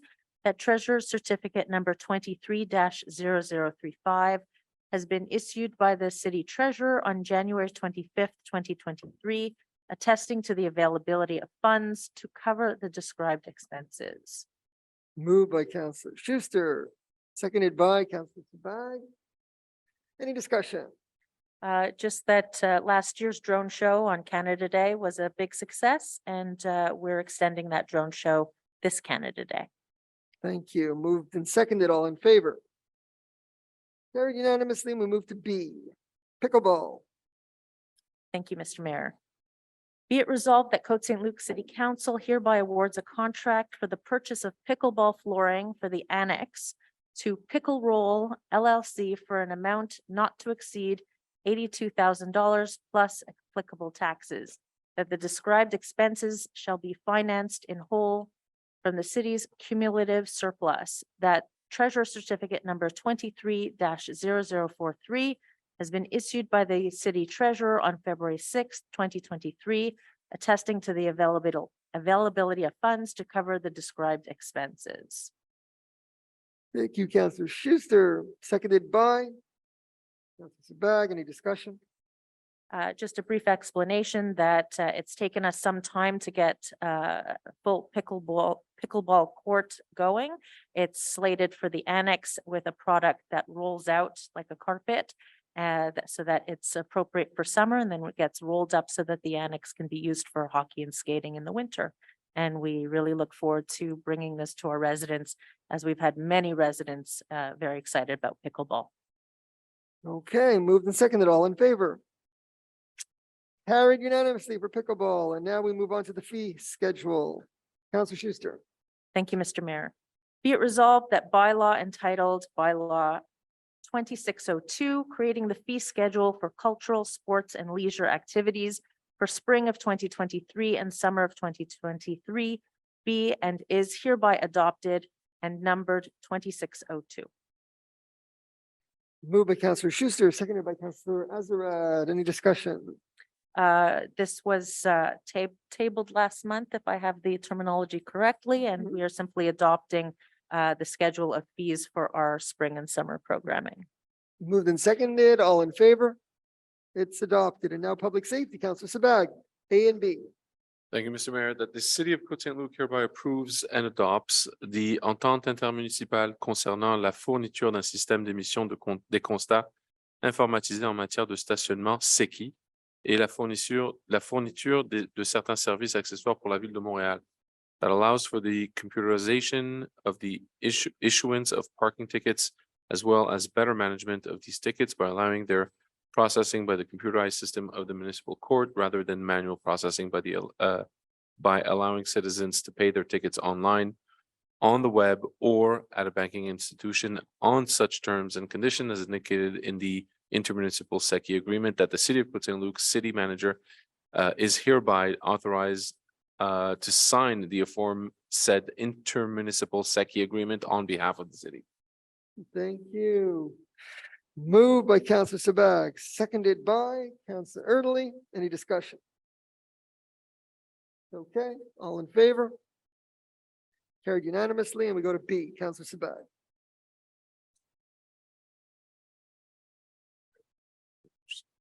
Thank you, Mr. Mayor. Be it resolved that bylaw 2470-3 entitled bylaw 2470-3 amending bylaw 2470 entitled bylaw to regulate nuisance in order to add infractions concerning public property be and hereby adopted. Moved by Councillor Sabag, seconded by Councillor Erdely. Okay, any discussion on this? Sure, this is to again make sure that we protect city property, and this allows the city to act upon any damage to our city property, whether done intentional or unintentional. Okay, great. Moved and seconded, all in favor? Carried unanimously, and now we move into Public Works. And today we're gonna have Leor Azarad. Councillor Azarad. Thank you, Mr. Mayor. Be it resolved that the city of Côte Saint-Luc hereby awards a contract for the purchase of one Madvac LR50 outdoor litter vacuum to ExproLink for a total amount of $94,445 plus applicable taxes. That treasurer certificate number TC 23-0042 has been issued by the city treasurer on February 2, 2023, attesting to the availability of funds to cover the described expenses. Moved by Councillor Azarad, seconded by Councillor Kajewski. Any discussion? Well, the last one went up in fire, so luckily for us, it was covered by insurance except for the deductible, so we have a new one now. Excellent. Moved and seconded, all in favor? Carried unanimously, and we move into purchasing and general counsel. 14A, Councillor Erdely. Thank you, Mr. Mayor. Be it resolved that the Côte Saint-Luc City Council hereby authorizes the general counsel to apply for a subsidy from the UMQ under the program called Request for Subsidy or Intervention to Municipal Legal Action Funds for the legal proceedings related to Law 96 contestation. Moved by Councillor Erdely, seconded by Councillor Burku. Sure, Councillor Burku, any discussion? So I'll explain briefly. What the city of Côte Saint-Luc is working on is partnering with cities with bilingual status throughout the province of Quebec. We've reached out to those cities and are working on a legal case that will be based on 5 provisions of Bill 96. Now, in a perfect world, we'd go after all the provisions, but we have to focus on 5 provisions that we consider to be the most harmful and most unacceptable to municipalities, including the city of Côte Saint-Luc. Those include clauses that prohibit contracts from being written in a language other than French, even if both parties agree. It includes clauses that allow the inspectors from the Office de Québécois de langue française to inspect and seize at any time without notice any documents, equipment, computers, and so on from any municipal body. And includes clauses that say that cities such as Côte Saint-Luc, as we have done most recently in December, have to constantly keep applying again for bilingual status. And I'll give an example of this in a moment. It also includes provisions that the minister of the French language or someone he or she so deems can unilaterally withhold government grants to a city if they don't comply with any provision of Law 96. And finally, clauses that say that city has to punish or implement disciplinary measures for employees who don't comply with the requirements of Law 96. And just to backtrack in terms of Côte Saint-Luc and the other cities making these resolutions, the reality is right now, of course, the media is talking about it, and we were, in conversation with many cities to make sure that everyone got the letters and passed the resolution. I can tell you, I spoke to a few other mayors who wouldn't have even noticed it. The letter came in along with just general mail, and it got filed. And it was only because of the discussion in the media that they even realized they actually got the letter. And if it hadn't been for that, they may have never noticed it. It could have gotten lost on a clerk's desk. And so for that reason, we must fight this clause as well, because it's possible at any point, it could be in a year or several years from now, someone misfiles a letter, and the city doesn't adopt the resolution within the required 120 days, and that city could lose their bilingual status. So for these reasons, we are launching a legal case and reaching out to other cities, have reached out, I should say, to other cities, and we'll share more information on this in upcoming meetings. Thank you. Thank you, Councillor Erdely. Yeah, unlike the resolutions would have to be passed by 48 cities because they're below the 50% mother tongue English. There are 89 municipalities in the province of Quebec with bilingual status, and we have invited them all to virtual meetings to discuss our legal case. We had 3 different sessions, many attended. We're sending out letters now to all of those who attended, those who were unable to attend, showing them the presentation that was given and explaining the clauses, as Councillor Erdely explained, that we're contesting, as well as the reasons why we have to do this. I mean, what's left really is the courts. And if just like the lawyers who were successful in getting a stay on the proceedings to ensure that you can receive services in both languages in the court system, and the English Montreal School Board is doing their case, bilingual cities have to do our case. That's where it's all going to end up. It's going to go to the next level and eventually end up at the Supreme Court of Canada, perhaps, and all the cases will be joined. That would be in many years, but if you get a stay on proceedings like the lawyers did, it means we live with the status quo. We don't have to worry, most particularly about losing grants, God forbid, which we all rely on in order to run our day-to-day services. Okay, so that's been moved and seconded. All in favor? Carried unanimously. And we move on to the next item, Councillor Erdely. Thank you, Mr. Mayor. Be it resolved that the city of Côte Saint-Luc approves the unsatisfactory performance report issued to Terrassement Technique, Inc. on December 13, 2023, allowing the city at its sole discretion to reject any bid from this supplier within a maximum period of 2 years in accordance with the provisions of the Cities and Towns Act. Moved by Councillor Erdely, seconded by Councillor Burkham. Sure. Okay, Councillor Erdely, any So discussion? just to give some background. So Terrassement Technique was the company that the city had hired in 2020, in 2023. I'm just reading. Sorry, I think I'm just noticing a typo now that I've read it. I think, just for the minutes, it should be December 13th, 2022, not 2023. Terrassement Technique was a company the city had hired in 2022 to plant trees throughout the city. So 2022 was a good year in that we planted, including those trees that were given out, 482 trees. It was actually a record year. However, we had some issues with this company. I'll give 1 or 2 examples. They did not water the trees as per the requirements. And in some case, they substituted trees. There was supposed to be a certain type of tree that was planted, and instead they substituted for a different type. which was not something we had agreed to. All that to say, it was a good year that we planted a lot of trees. It was also actually the first year in 10 years where we ended up finally in a tree surplus, going back to the many trees we had to cut down because of the emerald ash borer. However, we are not happy with this company, and as per the Cities and Towns Act, we are able to label them with this unsatisfactory performance report. So for the next 2 years, we will not be taking any bids, or we will not be accepting any bids from this supplier. Thank you. Okay, that's been moved by Councillor Early, seconded by Councillor Berku. All in favor? Carried unanimously. We move to urban development. Councillor Kajewski, 15A. Thank you, Mr. Mayor. Be it resolved that the City of Côte Saint-Luc Council hereby approves and ratifies the final list of change orders under project number C-03-22C for contractor services related to road resurfacing, and authorizes payment of an amount not to exceed $95,548.55 plus applicable taxes to Sharex Inc.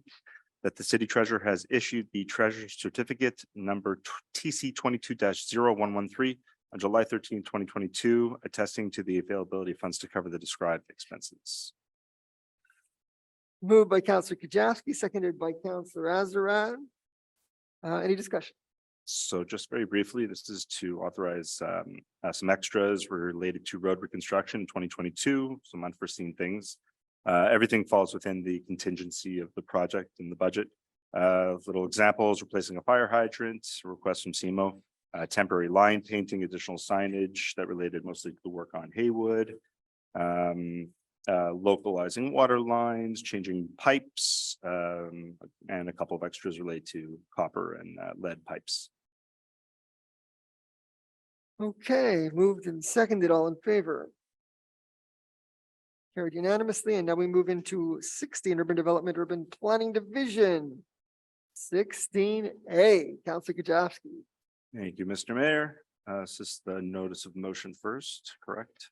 Jonathan? Okay, so I hereby give notice of motion that bylaw number 2474-1 to be entitled bylaw 2474-1, amending bylaw 2474, entitled Master Plan Bylaw of the City of Côte Saint-Luc, in order to amend building density in sector 05-07, will be presented at a later meeting for adoption. I mentioned as well the object and scope of bylaw number 2474-1 to be entitled bylaw 2474-1, amending bylaw 2474, entitled Master Plan Bylaw of City of Côte Saint-Luc, in order to amend the building density in sector 05-07, more specifically, to allow the construction of a 12-story mixed dwelling. Okay, moved by Councillor Kajewski, seconded by Councillor Azarad. Any discussion? That's the tabling. Notice of motion. Yeah, So the notice of it's only motion the was- next part that has to be voted on. Yeah, Okay. Right. It's the tabling, it's the adoption of the draft. Draft, bylaw. the adoption of the draft. So this one is good. Next, So here we go. adoption of the draft. Be it resolved that in conformity with the Act respecting land use and development, CQLR, Chapter A-19.1.1, the Côte Saint-Luc City Council hereby adopts the draft bylaw number 2474-1 to be entitled Bylaw 2474-1, amending Bylaw 2474, entitled Master Plan Bylaw of the City of Côte Saint-Luc, in order to amend the building density in sector 05-07, that in conformity with Section 109.2, paragraph 2 of the Land Use Planning and Development Act, council hereby delegates to the city clerk the power to set the date, time, and place of the public consultation meeting. Moved by Councillor Kajewski, seconded by Councillor Azarad. Any discussion here? Public consultation meeting, which if I'm not mistaken, was on March 22nd. So we'll be communicating that to the public with an invitation to anyone and everyone to attend that public consultation meeting on Wednesday, March 22nd at 7 p.m. in council chambers.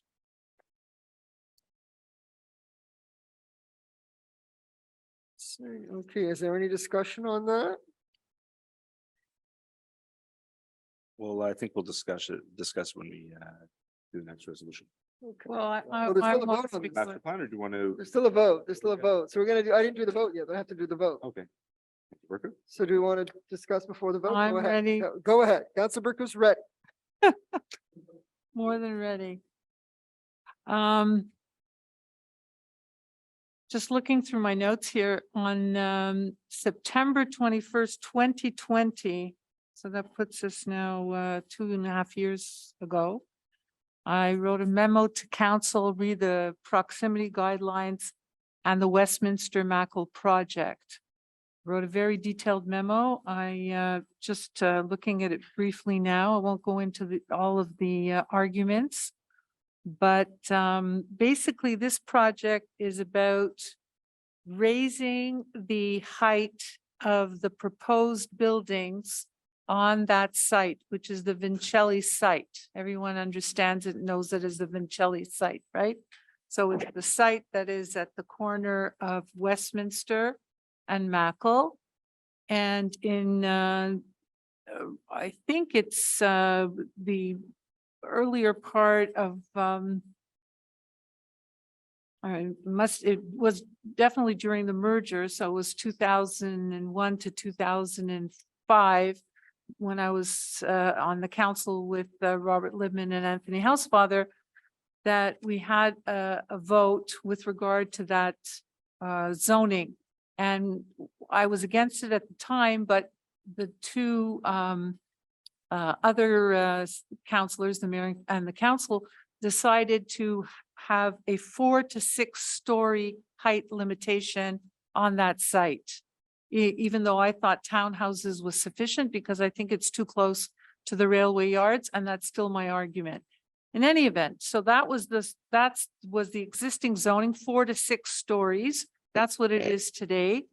And now this council is responding to the application by the developer to increase the height to 12 stories and something like 180 units. So I don't know how many units? 220, I believe. How many? 220? Oh, over 200 units. Okay. So clearly there's going to be issues of traffic and congestion and density and all the rest of it. My major issue, my fundamental #1 issue, and I stated this in September 2020, and I'll share it with my colleagues at a future time, and I'll also bring it up at the public consultation, is that I feel that this is a total violation of our proximity guidelines. And I feel that it is a total contradiction with the position that the city of Côte Saint-Luc has been taking all along since we've adopted proximity guidelines, because as you know, in 2013, there was an explosion, a mishap in Lac Megantic. And as a result of that, the agglomeration adopted certain guidelines, which I really initiated, which I drafted, which I promoted. And those are very clear that we should not be building high density projects so close to a rail yard. And I make the distinction between a rail yard and a rail line, because a rail yard is even more problematic than a rail line. And the FCM proximity guidelines are very clear that you should, try not to build within 300 meters of a rail yard, but 30 meters from a rail line. So I make this distinction now because I know at a future date, and I'm the one that's going to be promoting it, DeCarry Square and Côte Saint-Luc Shopping Center, I'm going to want to have higher density projects there, because it's absolutely essential and necessary in order to justify the investment that we need to make in our transit. But this is not a project that is required to, justify those investments. Nowhere along the periphery of Côte Saint-Luc and the rail yard between Wallenberg and Blossom do you have a building of 12 stories right on the fence. And this project is right on the fence. You cannot be closer to the rail yard than this project. And nowhere on that line between Wallenberg and Blossom do you have any type of building that's anywhere near 12 stories. It's much further away, closer to 30, 50, maybe 60 meters away. And the closest you have is really at the end of Wallenberg, where I like to tell the story. It's an anecdote, but I'll tell it again. In 2001, when we merged, CP took all the mayors of the island of Montreal on a trip, on a tour with the hard hats and the whistles and all the bells, and told us, come with us, we want to take you to our yards because we want to show you what not to do. And the first place they took, the mayor of LaSalle, the mayor of Anjou, the mayor of Saint-Léonard, the mayor of Sainte-Anne-de-Bellevue, the mayor of Montreal, and the mayor of Côte Saint-Luc, the first place they took us was Wallenberg and in Côte Saint-Luc. And they said, this is what not to do. You do not build so close. And why? Because the residents complain about the noise, the vibration, the smell, the tires. And as recent, I receive all the complaints. Mike Cohn gets the complaints because we have residents along the Merrimack line. We get all the complaints and I can read them, from last week, from last month, but I'll just read you one response that one of our residents got in September 2020. With regard to noise, it is important to be aware that CP operates a complex and interconnected rail network throughout North America, which is part of a global supply chain that serves the needs of Canada's economy. CP's trains operate on a 24/7 basis throughout the network to connect consumers with the goods and commodities they require. Therefore, a certain amount of noise, particularly at key rail yards like St. Luc, is both unavoidable and necessary. That is the response of CP. And I assure you that when you're going to have 12 stories, 200 dwelling units sitting right on the fence, right in the yards, we do not have another building that size anywhere in Côte Saint-Luc so close to the yards. When you're going to have that building, those residents are going to complain and they're going to say, who are the responsible people who allowed all this density right next to the yards? It's enough that we have these single family bungalows, which are not as close as this is going to be. The bungalows at the rest of the Vincelli properties are much closer to the street. They are not right on the fence. They are not so close. You might have one or two along Mather, but that's really the limit. So I urge my colleagues to look at the map of Côte Saint-Luc and to understand that this is what not to do. Exactly what CP told us in 2001 or 2002 when they took us on that tour. You do not bring such high density in violation of the proximity guidelines. And let me read you the proximity guidelines. The 300-meter setback from railway yards. The precondition to development to determine the capacity of the site to accommodate noise vibration assessment. You have to be able to prove that you can do this. I saw a report and I would like that report to be tabled at the next public consultation. The report that was submitted by the developer, because I am not satisfied that that report meets the requirements of the guidelines. Everything was very vague in that report. Everything was inconclusive and it does not meet the requirements for noise, vibration, and sound. And I don't feel it's responsible to just allow this to happen and then say, okay, well, the residents they'll figure it out after they move into the project. I'm just not in favor of this project. Thank you very much. Thank you, Councilor Berkey. Councilor Kujawski. Thank you, Mr. Mayor. I'll try to be brief. That won't Councilor Berkey, I appreciate you and respect you, but I fail to see the difference between being in favor of density on the Côte Saint-Luc Shopping Center site on a rail line and being against density 300 meters from the nearest moving train and a rail yard, but I digress. The reason I was in favor of this project in the beginning was because we need a diverse housing stock in Côte Saint-Luc and we need a diversely located housing stock in Côte Saint-Luc.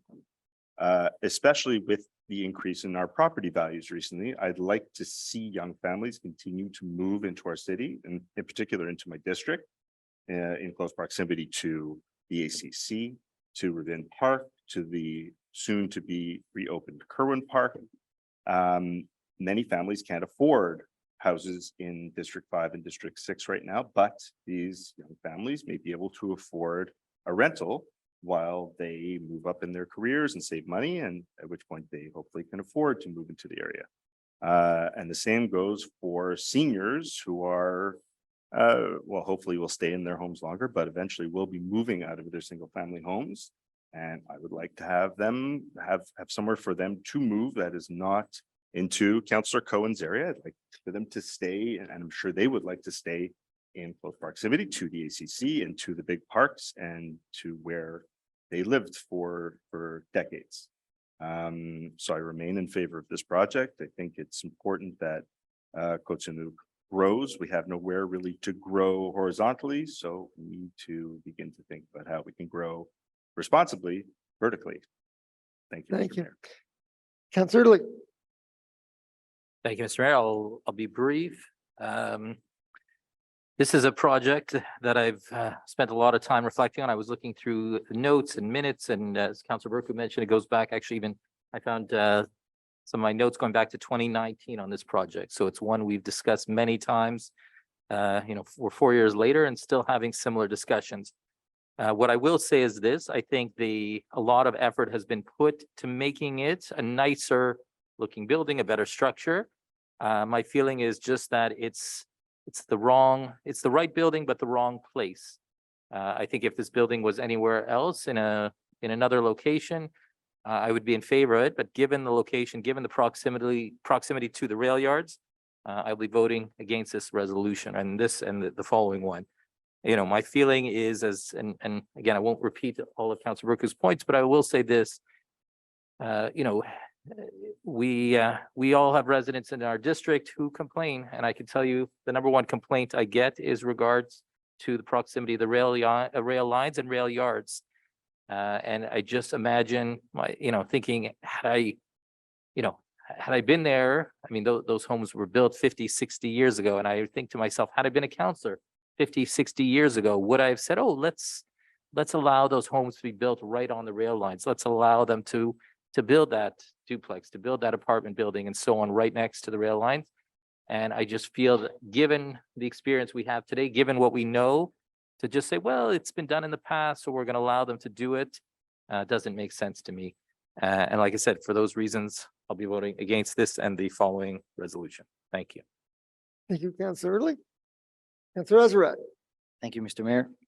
One real quick, two quick points. One is, I'm going to be voting for it. I'd like to see what public consultation brings in, what the residents think.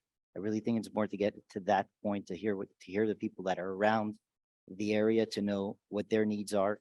I've been getting a lot of calls for more apartments to be available, more condos to be available. So I definitely think it should go through in that sense and see where we take it from there once consultation goes through. But the second point is really more of a question. To me, I listened to what Councillor Burku said, and she was talking about 2020. Now, Councillor Early tells me 2019. The only question I have is how can we improve the process for not dragging builders through 4 years or 5 years of processes? We got to get things moving faster. So it's just really just a question of that. And I think that's those are the 2 points I want to make. Thank you. Okay. The question of process is a lot had to be done in this building. Of course, it went for many reviews and to try to improve and be more acceptable to the neighborhood. So that's why it's sort of taken this long. I know they've been trying very hard to respond to the requirements of the PAC, the Planning Advisory Commission. So it's gone through many renditions, and this is the one that's come up as the most acceptable to the members of the Planning Advisory Commission. Anybody else want to make a comment? No? Okay, I'm going to call for the vote. All in favor? 1, 2, 3, 4. All opposed? 3. So it's carried by a 4-3 vote. I know that Councillor Benizri was not able to be here today. If he said that if he was here, he would have also voted in favor. We'll see what happens at the consultation process and how the residents respond to this presentation, and then it continues onwards. Okay, the next item. Councillor Gajewski. Thank you, Mr. Mayor.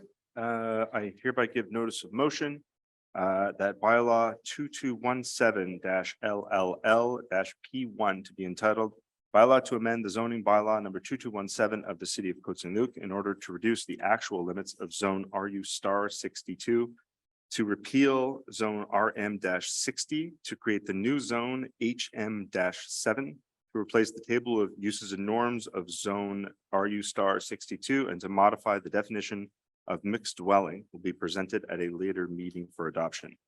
I mentioned as well the object and scope of bylaw 2217-LL-P1 to be entitled bylaw to amend the zoning bylaw number 2217 of the city of Côte Saint-Luc in order to reduce the actual limits of zone RU star 62, to repeal zone RM-60, to create the new zone HM-7, to replace the table of uses and norms of zone RU star 62, and to modify the definition of mixed dwelling, more specifically, to allow the construction of a 12-story mixed dwelling. Okay, moved by Councillor, well, that's Just notice of motion and tabling. Okay, and the resolution of the first draft Well, zoning bylaw. right. Be it resolved that in conformity with the Act respecting land use and development, CQLR, Chapter A-19.1, the Côte Saint-Luc City Council hereby adopts the first draft bylaw number 2217-LL-P1 to be entitled bylaw to amend the zoning bylaw number 2217 of the city of Côte Saint-Luc in order to reduce the actual limits of zone RU star 62, to repeal zone RM-60, to create the new zone HM-7, to replace the table of uses and norms of zone RU star 62, and to modify the definition of mixed dwelling. That in conformity with section 125, paragraph 2 of the Land Use and Planning Development Act, council hereby delegates to the city clerk the power to set the date, time, and place of the public consultation meeting of March 22nd, 2023 at 7 p.m. here at City Hall. Moved by Councillor Gajewski, seconded by Councillor Azarad. We had the discussion, I guess, so we're going to call for the vote. All in favor? So it's 1, 2, 3, 4, and all against? 1, 2. Oh, no, you were against? You're in favor. You were 4 in favor and 3 against. You're for it. Okay, so it's the same vote as the last one. Same members of council in favor and same ones against. Okay, and now we go to the stance at the Aglo, Councillor Sabag.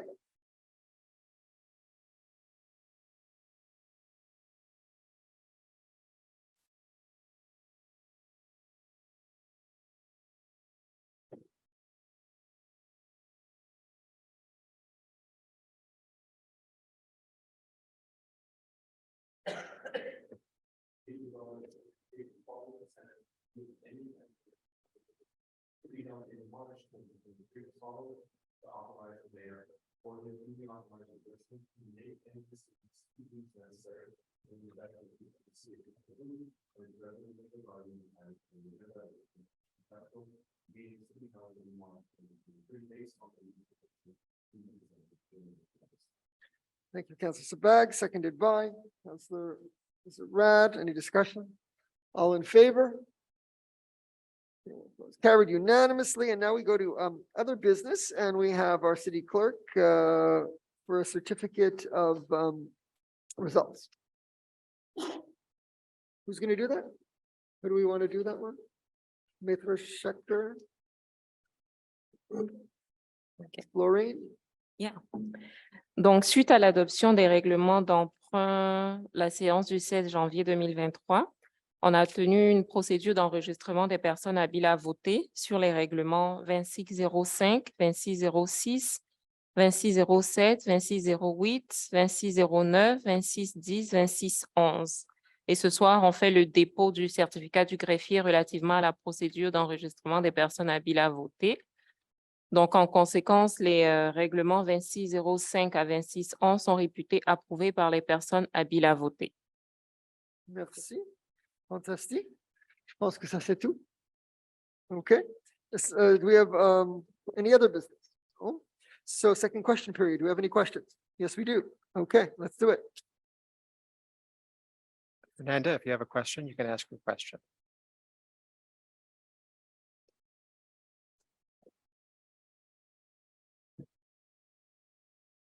Hi.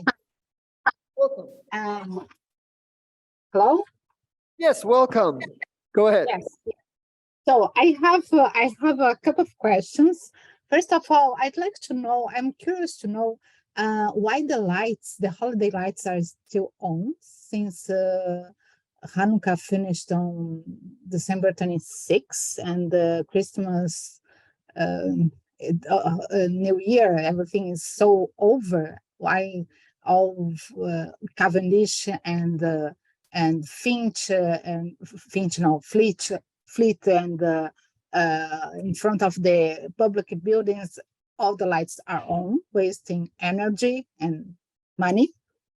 This is the first question.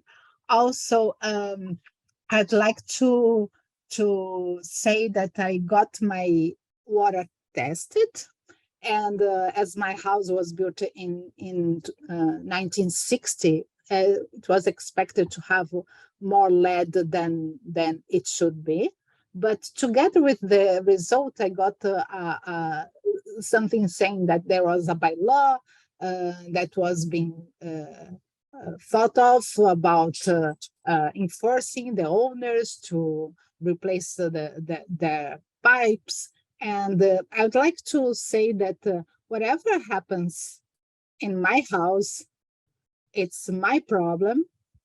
And I don't want the city to enforce anything that incurs any expense or whatever into. It's my health, it's my family. I will do whenever and whatever I think it's the best for myself, right? And so basically there are two, and still I'm waiting for I live in front of the Colel in Park Haven.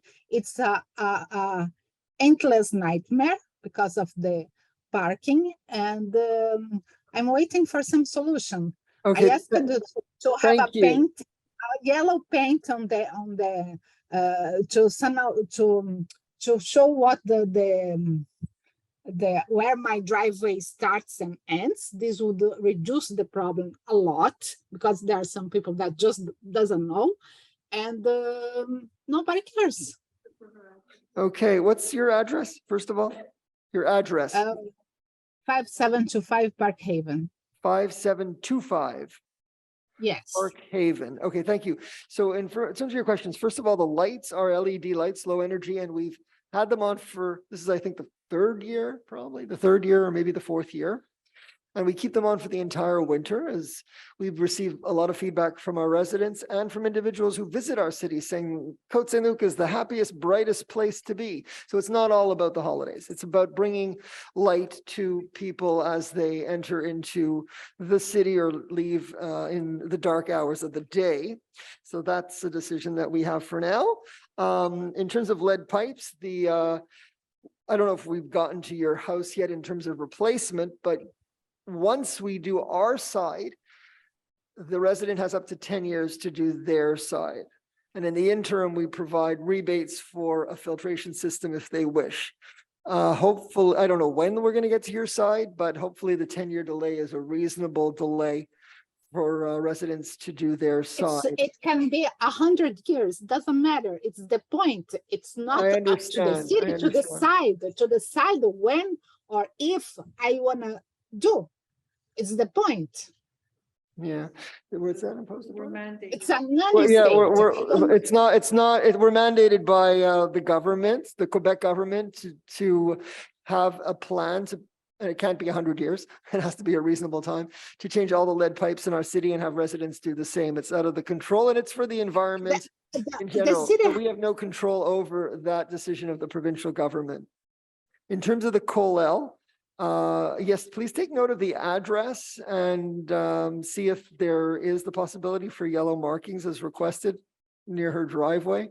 The issue of all shebels that exist in residential homes is being discussed very actively, and we're trying to find solutions that will satisfy all community, all members of our community, whether they're participants of the religious communities that attend those institutions or residents that live nearby. So we're working on it. We're going to come to some solutions to maintain the city in a way that's acceptable for all residents of Côte Saint-Luc. Have a little patience, we're getting there. Okay, any other questions? Thank you. Okay, so I'll call for adjournment. Did we move? Councillor Azara, Councillor Schuster, moved by Councillor Sabag, all in favor. We are adjourned. Thank you.